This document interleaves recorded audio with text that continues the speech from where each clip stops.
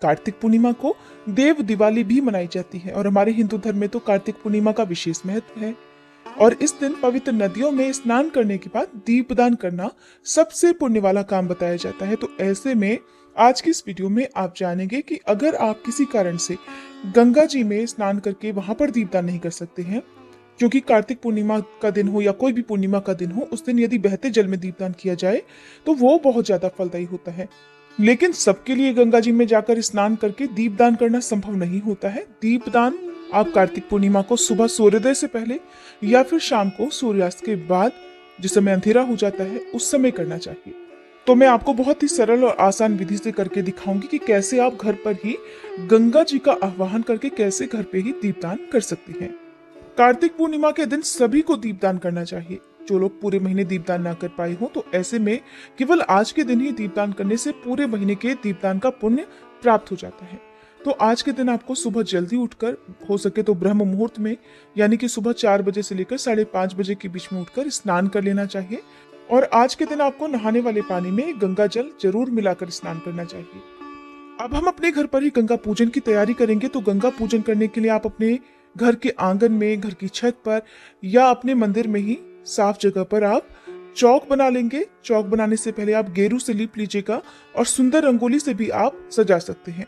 आटे से आप चौक पूर सकते हैं, स्वास्तिक का चिन्ह बना सकते हैं। उसी के ऊपर आपको फिर जो हमने गंगा पूजन करने के लिए परात रखनी है, उसमें गंगा जल भरकर रखना है और उसी में फिर हमको दीपदान करना है। इस समय यदि आप चाहें तो 365 बाती वाला दीपदान कर सकते हैं या 108 बाती वाला दीपदान कर सकते हैं। अगर ऐसा भी ना कर पाए तो केवल एक बाती वाला, जो अखंड बाती होती है, उसका भी आप दीपदान कर सकते हैं। आप सीधी बाती का भी दीपदान कर सकते हैं। अब हम यहाँ पर इस तरह से एक परात या थाली को स्वास्तिक के चिन्ह के ऊपर रख देंगे और इसी में हमको गंगा जल भरकर फिर उसमें थोड़ा और जल मिलाकर दीपदान करना है। जैसे हम गंगा जी में जाकर दीपदान करते हैं, कुछ लोग दोने में, पत्ते के जो दोने होते हैं उसमें दीप तैराते हैं, कुछ लोग आटे के दीपक बनाकर दीपदान करते हैं, कुछ लोग मिट्टी के दीपक बनाकर दीपदान करते हैं, कुछ लोग नारियल को, सूखा पानी वाला नारियल काटकर दीपदान करते हैं। अब यहाँ पर सबसे पहले माँ गंगा का ध्यान करते हुए परात में हम गंगा जल अर्पित करेंगे। माँ गंगा का मन ही मन ध्यान करते रहें। गंगा जल अर्पित करने के बाद आप एक लोटे में जो भी सादा जल है वो आप डाल सकते हैं। यदि आपके पास बहुत ज्यादा गंगा जल है तो आप केवल गंगा जल का भी प्रयोग इस दिन कर सकते हैं। यहाँ पर मैं अब सादा जल अर्पित करूंगी। अब हमें गंगा पूजन करने के लिए माँ गंगा को पुष्प अर्पित करने हैं। आप ऐसा ध्यान करें कि आपके घर में साक्षात गंगा जी का वास इस जल में हो गया है। तो आप जो भी पूजन सामग्री अर्पित करें, माँ गंगा का ध्यान करें और माँ गंगा से प्रार्थना करें कि वो आपके द्वारा किए गए इस दीपदान को अवश्य ही स्वीकार करें। गंगा जी में आप दीपदान करने से पहले काले तिल अवश्य मिलाएं। जब भी आप गंगा जी में जाते हैं तो काले तिल आपको अर्पित करने चाहिए। ऐसा करने से भी माँ गंगा प्रसन्न होती है और ये तिल हमारे पितरों तक पहुंच जाते हैं। गंगा जी में जौ भी अर्पित किए जाते हैं, तो यहाँ पर अब मैं थोड़े से जौ भी अर्पित कर लूंगी।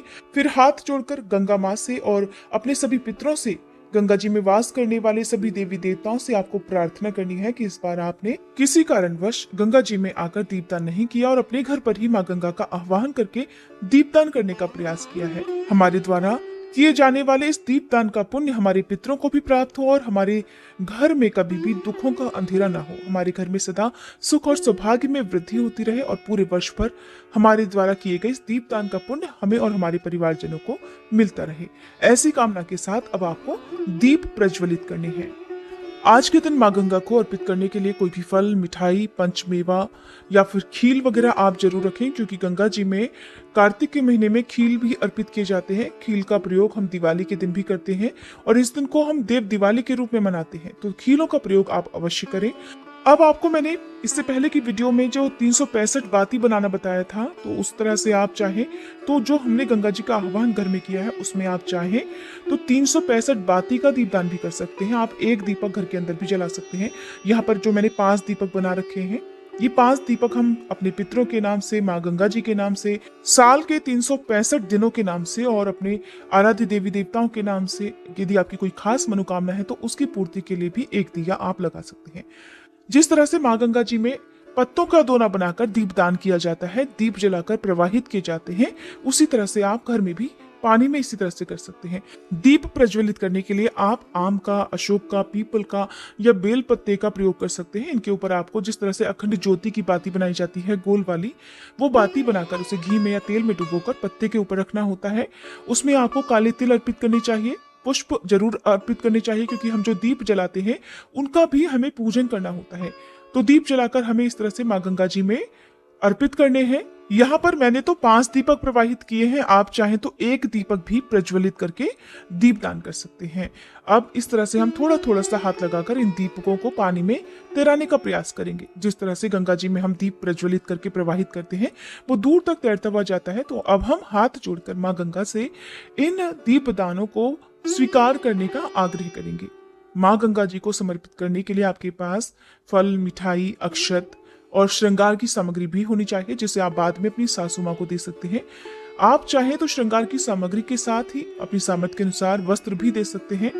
वस्त्र का दान भी आप अपनी सासू माँ को या मंदिर में जो पुजारी जी होते हैं उनकी पत्नी को दे सकते हैं। साथ में कुछ दक्षिणा आप अवश्य रखें, बिना दक्षिणा के कोई भी दान या कोई भी उपहार अधूरा रहता है। तो अब हम हाथ जोड़कर अपने सभी आराध्य देवी देवताओं से भी प्रार्थना करेंगे कि आज हमने गंगा जी में दीपदान किया है और हमें यह पुण्य अवसर अपने घर पर ही प्राप्त हुआ है।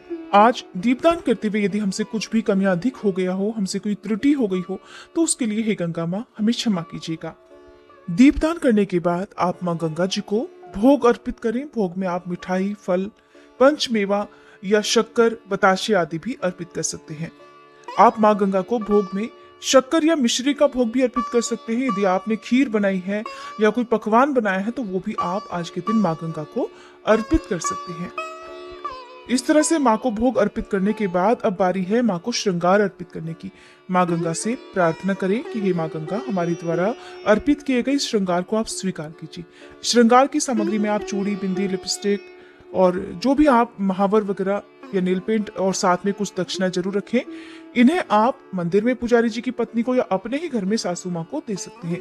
वस्त्र रूप में आप साड़ी का या धोती का या जो भी आपकी सामर्थ्य, सूट वगैरह आप या गर्म वस्त्रों का दान भी कर सकते हैं। इनमें से प्रसाद रूप में अगर आप खुद सुहागिन हैं तो बिंदी वगैरह आप अपने लिए रख सकते हैं, बाकी का दान आपको कर देना चाहिए। जिनकी सामर्थ्य ना हो वो केवल अपनी सामर्थ्य के अनुसार दक्षिणा भी इस दिन दान में दे सकते हैं।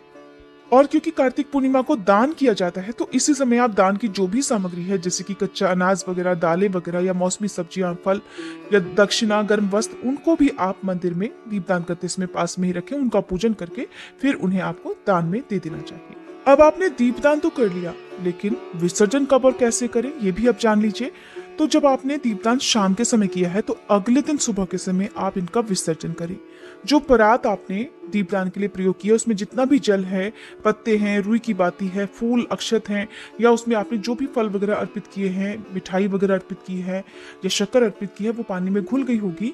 तो आप इस पूरे ही जल को अपने ही घर के किसी गमले में, क्यारी में ऐसे ही अर्पित कर सकते हैं। आसपास यदि कोई पवित्र वृक्ष हो, वट वृक्ष हो, पीपल का वृक्ष हो, तो वहां पर भी जाकर आप पेड़ की जड़ में अर्पित कर सकते हैं।